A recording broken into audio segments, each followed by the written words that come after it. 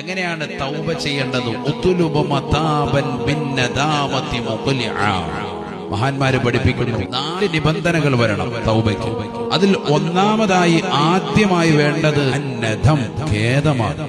ചെയ്ത തെറ്റിനെ ഓർത്തുള്ള ഖേദം, നല്ല ഖേദം വരണം, ദുഃഖമുണ്ടായിരിക്കണം. തീർന്നില്ല, മുഖ്ലിഅൻ, ആ ചെയ്തതാകുന്ന തെറ്റിൽ നിന്ന് പരിപൂർണമായി ഒഴിഞ്ഞു നിൽക്കണം. ഇനി ഒരിക്കലും അത് ഉണ്ടാവൂല എന്നുള്ള നിലയ്ക്ക് അത് പരിപൂർണമായി ഒഴിവാക്കണം. മൂന്നാമത്തത് എന്തെന്നറിയോ? ഇനി ഒരിക്കലും ആ തെറ്റി തിരിച്ചു ചെയ്യൂല എന്നുള്ള ദൃഢനിശ്ചയം വേണം. ഈ 3 കാര്യങ്ങളും ഉണ്ടെങ്കിൽ മാത്രമേ നസൂഹായ തൗബയായി തീരുകയുള്ളൂ, ഏത് തെറ്റ് ചെയ്താലും. എന്നാൽ 4-മത്തെ ഒരെണ്ണുണ്ട്, അതാണ് ഇന്നത്തെ ഉമ്മത്ത് ഏറ്റവും കൂടുതൽ ശ്രദ്ധിക്കാത്തത്. ഏത്?